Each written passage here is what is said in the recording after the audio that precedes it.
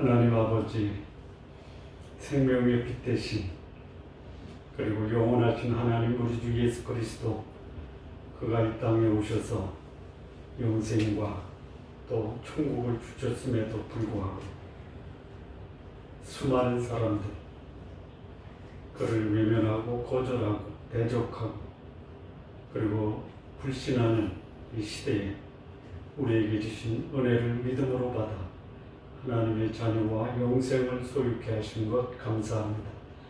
오늘 이 말씀이 우리에게 큰 감동과 또 소망과 위로가 되게 하옵소서.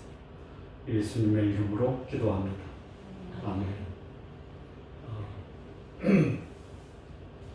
초막절 마지막 날입니다. 초막절 마지막 날은 안식일입니다. 안식일에 안식하지 못한 사람이 있고, 안식하지 못하다가 안식한 사람도 있고, 안식을 주신 분도 계십니다.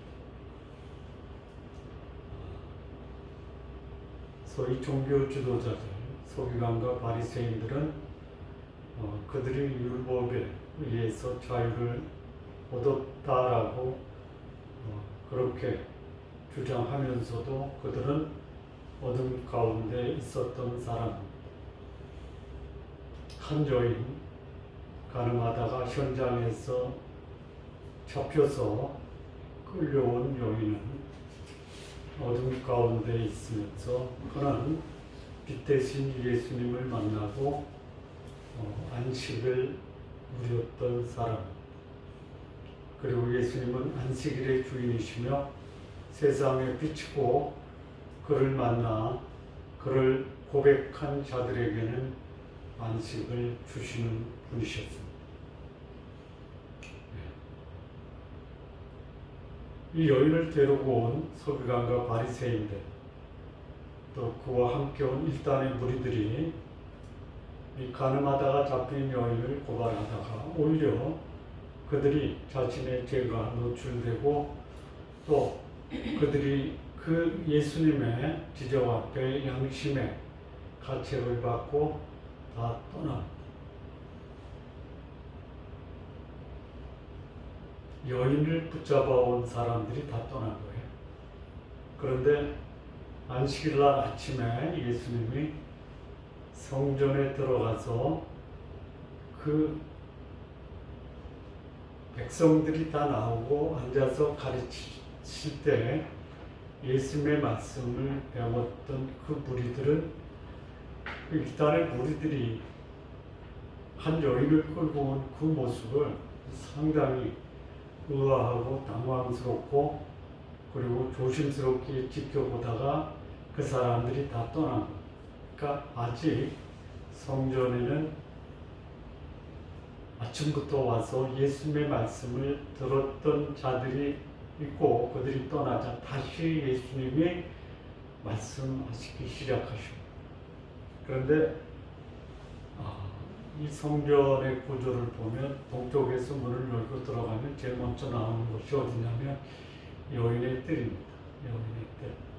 그리고 여인의 뜰과 그 소위 남자들의 뜻이 있어요. 거기에 이제 그 벽이 있습니다. 그럼 이 벽을 지나면은 물론 문도 있고요. 거기에 뭐가 있냐면 제단이 있습니다. 제단. 그리고 제물을 잡는 그 뭐라 그래요? 그러니까 짐승을 잡아서 피를 내고 각을 내는 그 단이 있어요. 그리고 또 뭐가 있냐면 물두멍이 있고 높바다가 있어요. 근데 지금 이 예수님의 안식일에 말씀을 가르치는 그 장소는 어디냐면 여인의 뜰입니다. 그 10절에 보면, 아니죠, 10절, 20절에 보면 뭐라고 돼 있어요? 20절.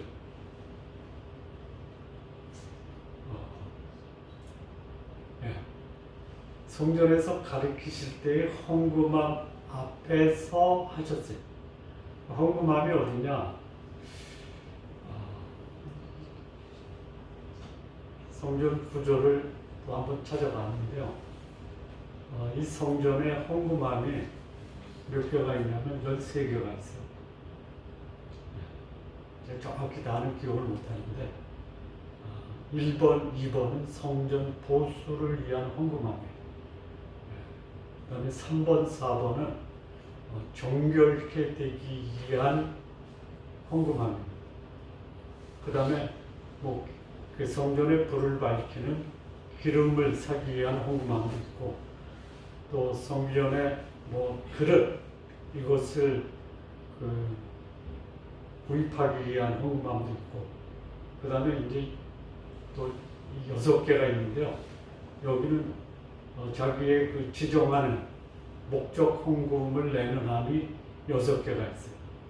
그게 어디냐? 여기 보면 이제 헌금함 앞인데, 헌금함이 나와 있는 그 평면도를 보니까 동쪽에서 들어가잖아요. 그럼 동쪽 우편에 있어요. 그 다음에 북쪽에 있고요. 남쪽에 있어요. 그래서 헌금함이 소위 서쪽은 이제 그 성전으로 들어가는 것이기 때문에 거기는 헌금함이 없고, 동쪽과 북쪽과 남쪽에 있습니다.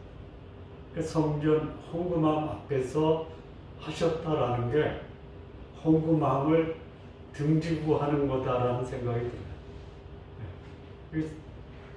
이제 남자의 뜰에 들어가기 전에 거기 그 아크로폴리스라고 하는 그 모양의 계단들이 있어요.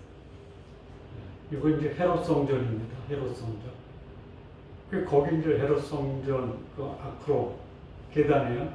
원형 그 계단에 앉아서 이제 예수님이 그 앞에서 말씀할 때 일단에 서기관과 바리새인들이 가늠하다 잡힌 여인을 끌고 왔을 때 그 끌고 왔던 그 자리가 뭐냐면 소위 여기 이제 횃불을 밝히는 4개의 그 기둥이 있어요. 거기에 이제 이 여인을 끌고 온 게 아닌가 이렇게 추정을 해봅니다. 어둠에 있던 자가 광명을 얻은 가늠하다 잡힌 여인이 있고, 어둠 속에 있다가 어둠 속으로 사라진 서기관과 바리새인들이 있어요. 그리고 그 어두운 세상을 밝히는 빛 대신 예수님이 거기서 그 일단의 무리가 떠난 다음에 말씀을 하십니다. 그 8장 12절 예수님이 또 말씀하여 이르시되 나는 세상의 빛이다. 나를 따르는 자는 어둠에 다니지 아니하고 생명의 빛을 얻으리라. 예수님이 세상의 빛이라는 이 말은 지금 초막절이에요.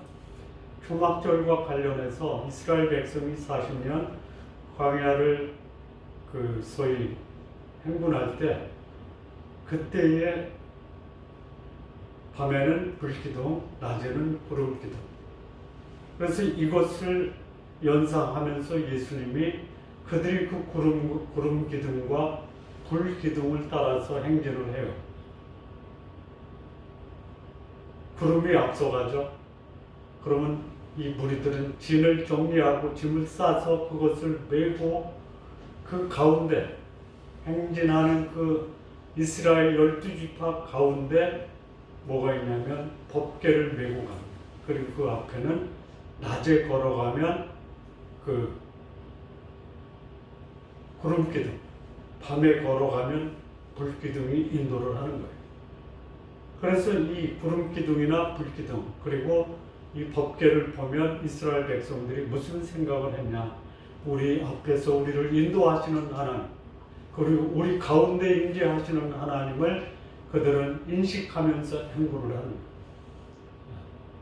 거예요. 여기 예수님이 나는 세상의 빛이다. 이게 불기둥과 구름기둥이라고 하면 그 가는 길, 그야말로 가도 끝이 없는 이 사막 가운데 어디로 갈 것이냐, 방향 감각을 잃어버리고 방황하는 그 이스라엘 백성들이 그 구름기둥을 따라서 하나님이 계획하신 가나안 땅을 향해서 행진을 했다라는 것이죠. 이 말씀을 성전에서 하시면서 예수님은 그 자리에 모인 여전히 어둠 가운데 있는 그들에게 내가 세상의 빛이다. 내가 너희를 앞서서 너희가 가는 방향을 알려주고 인도하겠다라는 하나님의 인도하심에 대한 의미다라는 것이죠. 또 하나, 가다 보면 외부에서 적들이 와요. 광야 40년에 가장 위협적인 그 족속이 어디냐면 아말렉입니다. 아말렉. 이 아말렉은 에서의 후손이에요. 형제들이 원수가 될 수 있어요. 그러니까 형제는 원수가 아니다. 아니에요. 형제가 원수가 될 수 있어요. 형제이면서도 원수예요. 무장된 원수들. 그야말로 오합 시절의 이스라엘 백성이에요. 하나님이 그들과 함께 하신다라는 그 의미는 내 주변의 원수로부터 우리를 보호하신다. 아마 이 성전에서 이 여인이 있었을 때 자기를 보호할 사람이 하나도 없다. 나를 보호할 사람이 없다.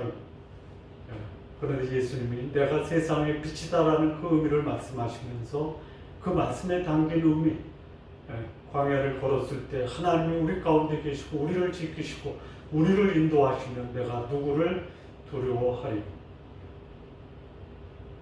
그 다음에 행진을 멈췄을 때는 이 구름기둥과 불기둥이 이스라엘 민족 그 가운데 이 불기둥이 머물러 있었어요. 구름기둥이 머물러 있습니다. 그리고 그 가운데 하나님은 법궤 가운데 임재하셨어요. 하나님이 우리와 함께 계신다라는 것을 예수님이 성전에 어둠 가운데 있는 소위 유대인들에게 말씀하시고, 이게 하나님 예수님이 내가 세상의 빛이다라는 것을 의미합니다. 그리고 나를 따르는 자. 우리가 오늘 30절까지 읽었는데요. 32절 너희가 내 말에 거하면 참 내 제자가 되고 나를 따른다 내 말에 거한다.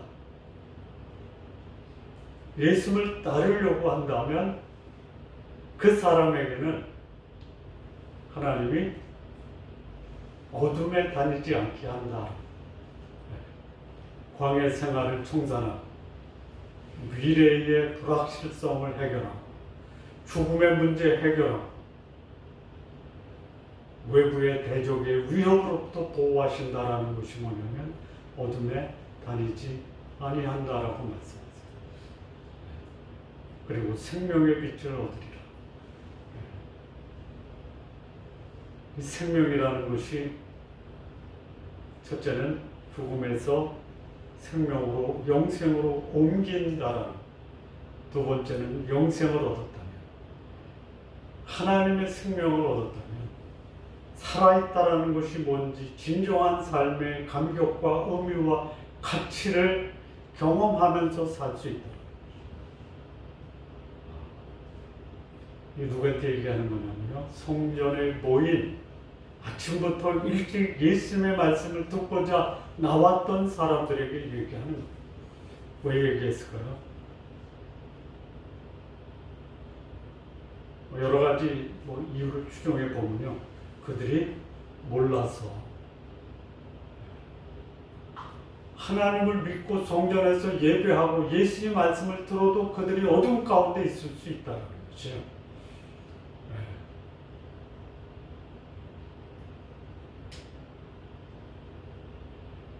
그런 분들이 그야말로 빛 가운데 들어와 이제는 내 삶의 의미도 알고 천국의 소망도 갖고 미래에 대한 확신도 갖고 그리고 내가 살아있다라는 감격과 가치와 의미도 알면서 살아가는 사람들이 계속 늘어났으면 좋겠다라는 생각입니다.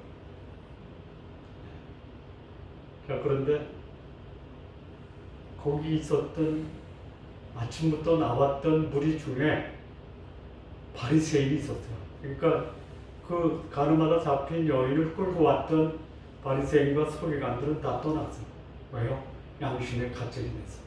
여러분, 양심의 가책이 된 게 빛이 들어왔다라고 할 수 있지만 파도놓고 보니까 내가 어두워요. 도망간 거예요. 그들이 빛보다 어둠을 더 사랑한 것은 그들의 죄가 있기 때문에 갔어요. 그런데 거기 아침부터 나와서 예수님의 말씀을 들었던 사람들 중에 바리새인들이 있어요. 그러니까 그들은 그 여인을 데려왔을 때 노출되지 않았는데 예수님이 이제 나를 따르는 자는 어둠에 다니지 아니하고 생명의 빛을 얻으리라 하니까 바리새인들이 나서는 거예요. 내가 너를 위해서 증언하는 거 그 참되지 아니하다 이렇게 얘기를 해요.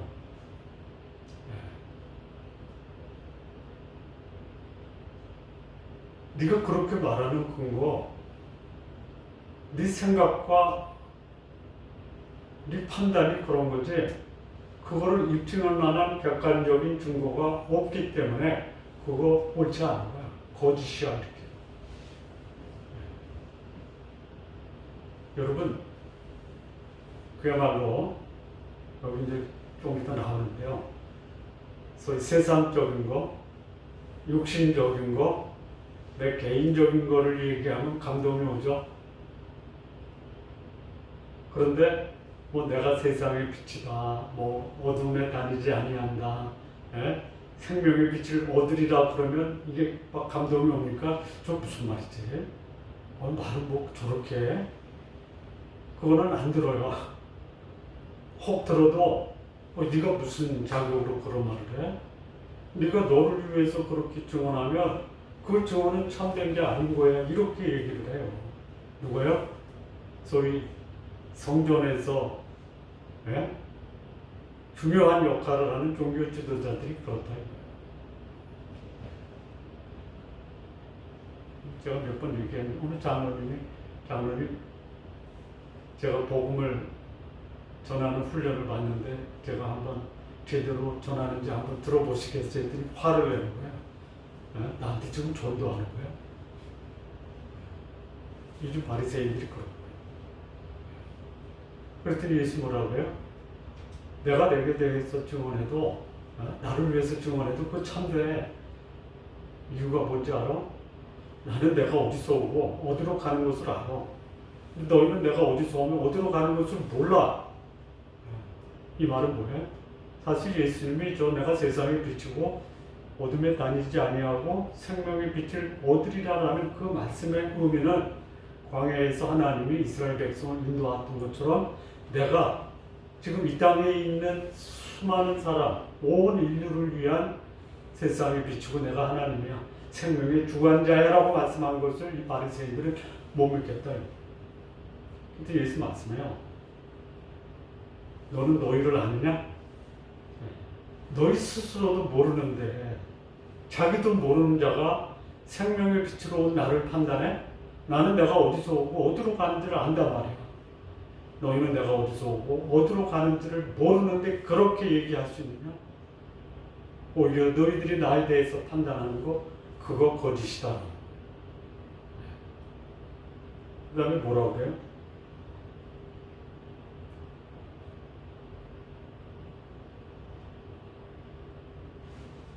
너희는 판단하는 근거가 뭐냐면 육체를 따라 판단한다.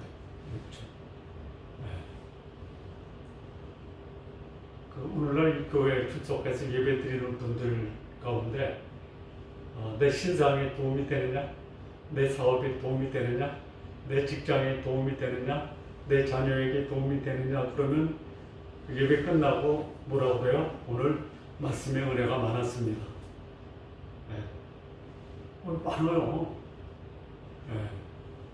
또 정치적 이슈에 대해서 얘기해서 그것이 공감이 되면 오늘 그 말씀을 듣고 내 마음에 큰 감동을 받았습니다. 예를 들어서 민족의 그 국경일 있잖아요. 3.1절, 강복절, 이때 이제 소위 민족 정신을 깨우치는 거예요. 그러면 평소에 듣지 못한 말씀을 들으니까 이 속에서 애국심이 일어나요. 그걸 뭐라고 그래요? 은혜 많았습니다. 말씀을 들을 때 말씀을 판단하는 기준이 뭐냐? 육체죠, 육체. 먼저 뭐죠? 13절에서는 네가 너에 대해서 너를 위해서 증언하니까 그 증언은 참되지 아니하다 그랬잖아요. 그 근거 없는 그런 소리 뭐냐? 횡설, 수설, 낭설, 거짓말로 보는. 근데 그들이 그걸 거짓말로 하는 이유가 뭐예요? 자유육체. 나한테 전혀 도움이 안 된다 이거예요. 안 돼요.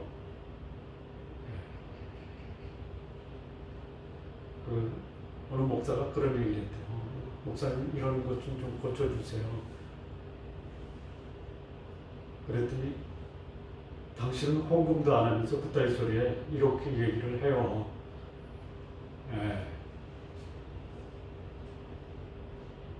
이 사람을 육체적으로 판단하는 거예요.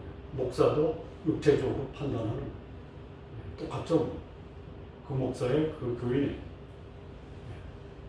근데 나는 아무도 판단하지 않는다. 예수님이 이 땅에 판단하러 오신 게 아니에요. 예수님이 오신 목적은 뭐예요? 인자에 온 것은 잃어버린 자를 찾아 구원하려 합니다. 내가 온 것은 양으로 생명을 얻게 하고 또 풍성히 얻게 하는.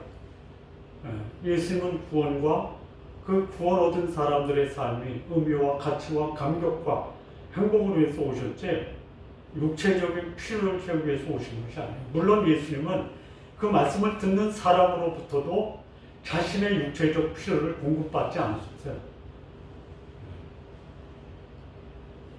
저는 우리 한국의 그런 목사들이 많았으면 좋겠어요. 특히 대형교회 목사들이 그랬으면 좋겠어요.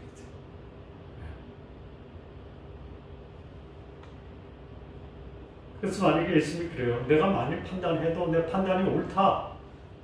그러나 너희들이 말하는 네가 스스로 너를 위해서 증언하니까 옳지 않은데 너희는 육체로 판단하고 나는 아무도 판단 안 하고 내가 많이 나를 판단한다. 내 스스로 나를 돌이켜 판단하고 성찰하고 평가해 보면 내 판단이 오나. 왜 오냐? 너희들은 나 혼자 하는 게 아니야. 나를 보내신 이가 내 말을 뒷받침해 주신다. 그러니까 이 유대인들이 예수님이 하신 말씀이 저거는 하나님만 할 수 있는 말씀인데 네가 무슨 하나님이냐 이거야. 하나님이 증거대라. 근데 예수님이 내가 하나님이다라는 증거를 모르게요. 너희는 너희를 모르지만 나는 나를 알고 내가 이 땅에 온 목적과 이유와 사명을 안다.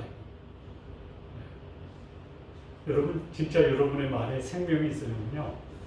여러분 존재 의미를 아셔야 돼요.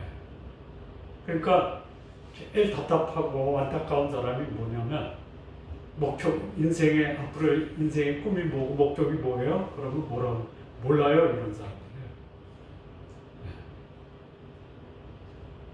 그럼 그런 사람 말 들어요? 안 들어요. 여기 유대인들의 목적은 뭐냐면 육체예요, 육체. 바리새인들의 목적이 공부 열심히 했어요. 법학 박사예요. 인생의 목적이 없어요. 육체예요, 육체. 소위 뭐 사회적인 지, 물질적인 부유, 사람들로부터의 신뢰와 존경, 육체를 따라 판단하는. 근데 예수님은요, 사회적인 지, 재물의 소유, 사람들의 신뢰와 존경, 이거 가지고 사람 판단. 예수님의 판단은 뭐예요? 죄인이냐? 아니면 구원받은 하나님의 백성이냐? 그걸로만 보면 돼요. 여기 현장에서 가늠하다가 붙잡혀온 여인, 돌로 쳐 죽이라고 하는 그 종교인들의 말에 죄 없는 자가 쳐. 예수님은요, 서기관이나 바리새인이나 그 다음에 가늠하다 현장에서 잡힌 여인이나 똑같은 죄인이에요. 똑같아요. 사람 판단하지 못해요. 예수님이 내 판단이 옳은 이유가 뭐냐? 내가 스스로 판단하는 게 아니라 나를 보내시니 누구냐? 이게 이제 여기 18절인가요? 내가 나를 위하여 증언한 자가 나를 보내신 아버지도 나를 위하여 증언하시. 그러니까 네 말이 맞다. 내가 혼자 증언하는 것이 아니고 내가 하나님이라는 이 진리를 내 아버지도 증언하신다. 그러니까 너희 율법으로 얘기해요. 율법에 두 사람이 증언하면 그게 참되다 이렇게 얘기하는데 그렇게 기록되어 있는데 유대인들이 이럴 때는 이렇게 얘기하고 이럴 때는 이렇게 이럴 때가 언제고 이럴 때가 언제. 여기 예수님이 증언하니까 두 사람의 증인이 없으니까 무효. 그런데요, 우리 먼저 본 가늠하다가 니고데모가 나오는 게 가늠하다가 잡힌 여인이 나왔을 때 후반부에 나오죠. 예? 맞나요? 아니야. 그 앞에. 니고데모가 이렇게 얘기해요. 너희는 예? 누군가를 판단할 때 예? 소위 그 율법의 그 가르침도 고려하지 않고 판단하느냐? 예? 사람의 말을 판단할 때 증인도 없이 판단하느냐? 그랬더니 이 바리새인들이 뭐라고 해? 너도 나사렛 갈릴리에서 왔냐? 예. 그러니까 자기들이 진리를 말하는 자기 동료들의 말에 대해서는 그냥 벌버무리고 넘어가요.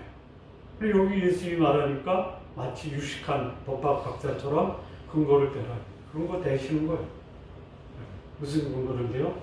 나는 이 땅에 온 분명한 삶의 목적과 이유와 사명이 있다. 그리고 나를 증언하는 그 증언이 누구냐? 하나님 아버지가 나에 대해서 증언하신다.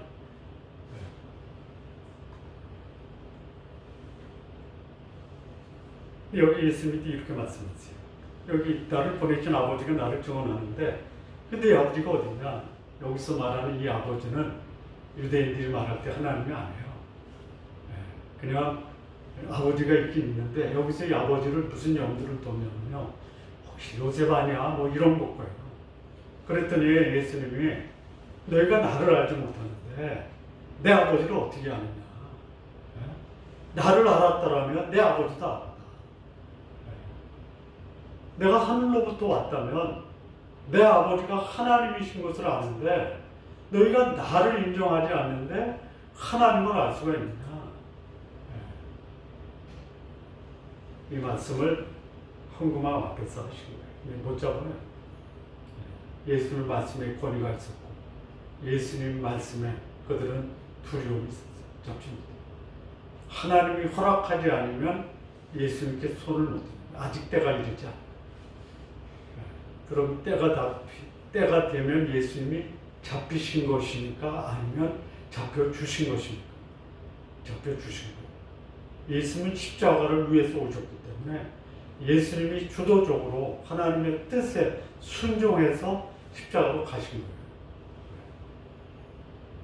그러니까 이렇게 예수님이 말씀하시고 나서 또 말씀하시고 첫 번째 말씀하신 것은 뭐냐면 내가 세상에 비치고 나를 따르면 어둠에 다니지 아니하고 생명의 빛을 얻으리라라는 말씀을 가지고 이 서기관과 바리새인들과의 논쟁이에요. 바리새인들의 주장이 틀렸다. 왜 틀렸냐? 바리새인들의 주장이 예수님이 틀렸다는 근거는 뭐냐면 증인이 없다.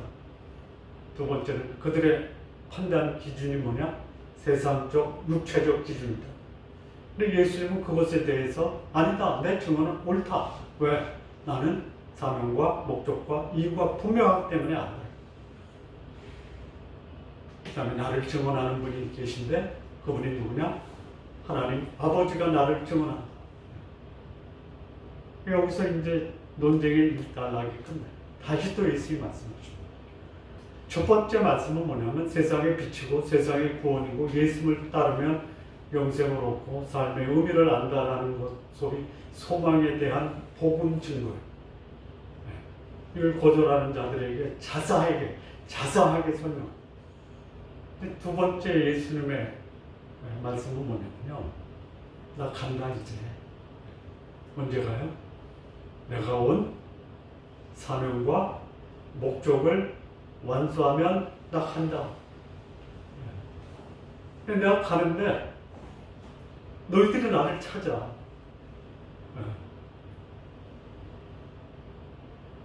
나를 찾아도 너희는 죄 가운데 죽을 거야.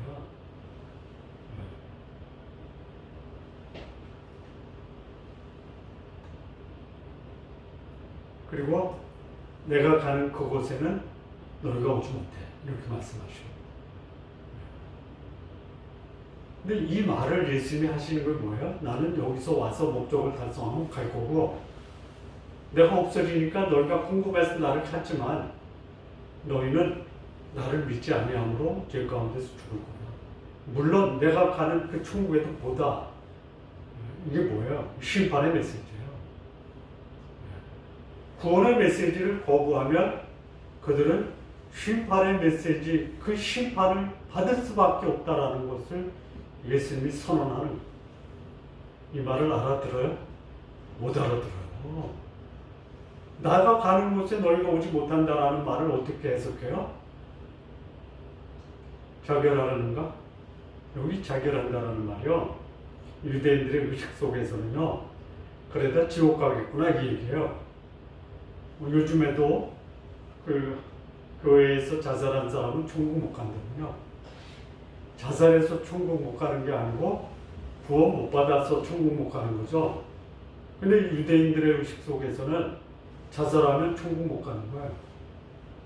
예수님이 기회 있을 때마다 내가 간다 죽는다 하니까 자결하려니까 천국 못 가겠네. 그러니까 그들은 철저히 그들의 의식 구조가 뭐예요? 육체예요, 육체. 세상이야. 그랬더니 예수 뭐라고 해요? 너희는 어디서 났다고요? 아래서 났다. 나는 어디서 났어요? 위에서 났어요. 여러분, 위에서 났다라는 게 뭐예요? 하나님으로부터 났다. 그거를 사람에게 너희는 위에서부터 나야 된다라고 할 때 그건 뭐예요? 거듭나야 된다. 그러니까 거듭나지 않고는 예수님의 말씀이 도무지 이해가 안 되는 거예요. 이해도 안 되고요. 믿지도 않고요. 대적한다는 거예요. 그러니까 너희는 세상에 속해있다. 나는 세상에 속하지 아니했다. 그러니까 이 소위 서기관들, 이 바리새인들, 또 성전에 모여서 예수 말씀 듣는 상당히 많은 사람들이 죄 가운데서 육체대로 판단합니다. 땅에 속해서 땅의 것을 가지고 영원하신 하나님을 판단합니다. 예수님이 그들에게 이렇게 얘기해요. 내가 너에게 말하기를 너희가 너희 죄 가운데 죽으리라. 그러니까 육체적으로 세상적으로 판단하니 너희는 내가 지옥에 가는 게 아니라 너희들이 지옥이야. 내가 그인 줄 알지 믿지 아니하니. 여기 내가 그인 줄이라는 것은 이건 굉장히 놀라운 선언이에요. 나는 생명의 물이다. 나는 부활이요 생명이다. 나는 세상의 빛이다라는 그거예요. 내가 빛인 줄, 내가 세상의 빛, 생명의 빛인 줄 믿지 아니하면 너희는 너희 죄 가운데 죽는다. 그랬더니 이 바리새인이 물어요. 도대체 네가 누구냐? 예수님이 나는 처음부터 너에게 말해온 자다. 자, 예수님이 지금까지 행하신 표적이 몇 개예요? 5개죠?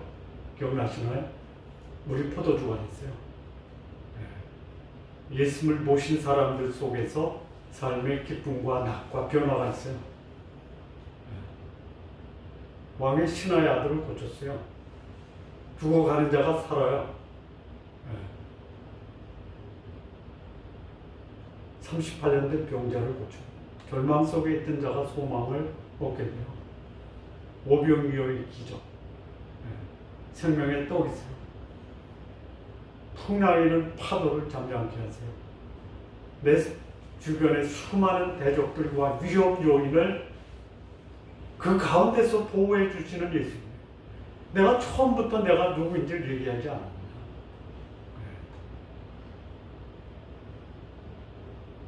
이걸 보면 내가 너희에 대해서 진짜 할 말이 많다. 근데 내가 하는 것은 내가 보고 경험한 것을 말하는 게 아니라 나를 보내시니까 참되심에 내가 그에게서 들은 것을 말. 예수님의 말씀은요, 경험적으로, 학문적으로 말하는 것이 아니라 예수님을 보내신 하나님의 말씀을 말씀하죠.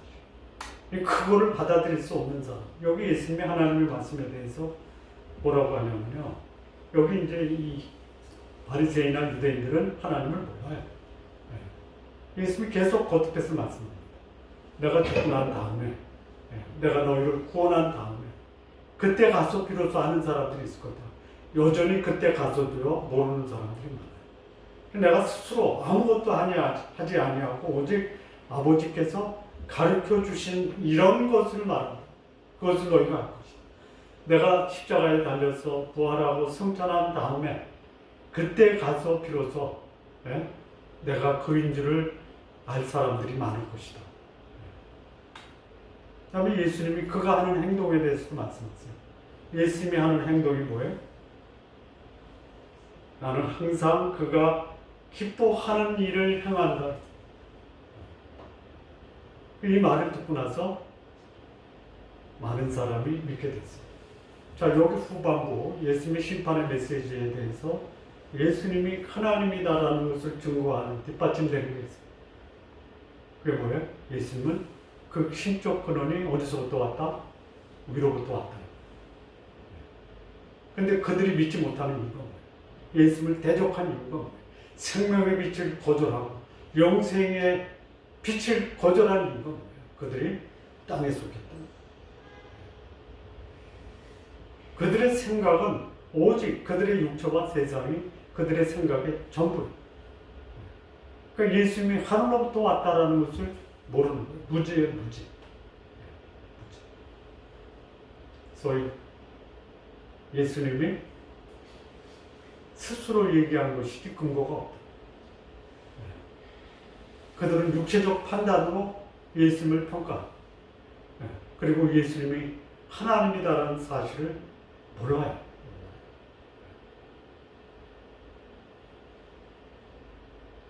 자, 또 예수님이 하나님이다라는 것, 뭐를 통해서 볼 수 있냐면 예수님이 행하시고 말씀하시는 것은 다 진리고 그는 하나님과 함께 한다라는 하나님의 임무. 영생의 소식을 증거해요. 그것을 거절하면 실패합니다. 오늘 우리가 해야 될 일은 뭐냐? 나를 통해서 세상에 비치신 예수님이 드러나야 돼요. 믿고 안 믿고는 내 소관사항이 아니에요. 그런데 믿는 자에게 영생이 있고 거절하는 자에게 하나님의 심판이 있다라는 메시지는 분명하게 전해야 돼요. 그리고 그들이 믿지 않는 이유도 우리가 알아야 돼요. 내가 복음을 전했는데 그야말로 열정적으로 혼신의 힘을 기울여서 복음을 전했는데 믿는 자가 없다. 놀랄 필요가 없어요. 웬만하면 안 믿어요. 그들이 생각하는 그들의 경험 이것이요 복음을 받아들일 수 있는 그런 준비가 안 돼요. 그래도 우리는 복음을 전해요. 오늘 예수님이 그야말로 복음의 핵심과 거절한 자들에 대한 심판의 메시지 이 말씀을 하시는 거예요. 참 어떤 분이 그런 얘기를 했어요. 복음을 모든 사람에게 전해야 되는데 1차적인 복음 증거의 대상이 뭐냐? 예배 참석하는 사람. 예배 참석하는 사람도 예수님 믿는 것을 주저하고 또 전혀 다른 방법으로 신앙생활을 하는데 그들에게 우리에게 들어온 검은 아래 들어온 고기를 잡아야지 믿지 않기로 결심한 사람들에게 복음은 전해야 되지만 그것을 받아들이지 않을 때 그들에 대한 하나님의 심판의 메시지도 증거해야 된다. 이 교회는 구원받은 자들로 가득 차야 돼요. 여러분, 우리 교회도요, 전혀 구원에 관심이 없는 사람들이 올 수 있어요. 있어요. 참 감사한 일이에요. 언젠가는 그들도 예수를 믿고 영생을 얻을 것이다 라는 생각이 들어요. 그리고 예수 믿지 않는 사람들이 우리 교회에서 죽어도 뭐 예수님이 관심 갖고 그 자기 인생을 쏟아부은 사람은요, 핵심적인 12명, 거기도 믿지 않는 사람이 있었어요. 여러분은 이 말씀을 하시면 많은 사람이 믿더라. 이 믿었다라는 이 말 한마디로 그들이 다 성숙한 사람이다 라는 것은 아니다라는 것이.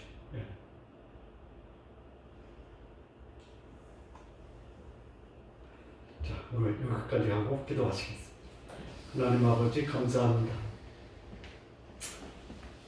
복음이 증거되고 실반의 메시지가 증거되다 여전히 복음 앞에 마음을 닫고 외면하고 거절하고 대적하는 자들이 있습니다. 그러나 우리 가운데 오셔서 우리를 인도하시고 밝히시고, 그리고 우리 속에서 우리와 교제하시는 하나님 예수 그리스도를 믿음으로 영생을 얻고 천국의 소망 갖게 하신 것 감사합니다.